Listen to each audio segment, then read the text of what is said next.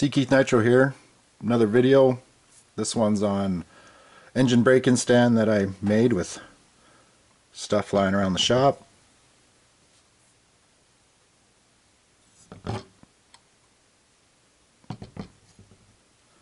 Has a simple throttle control.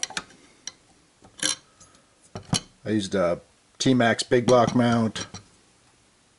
I had a tank laying around. Trinity pipe and header. Fairly simple to build. I got the prop and collet from RD Logics and Huddy. Just bought everything separate. So I'd put a block of wood in my vise and then I clamp this down to the block of wood and start breaking an engine in. Thanks for watching.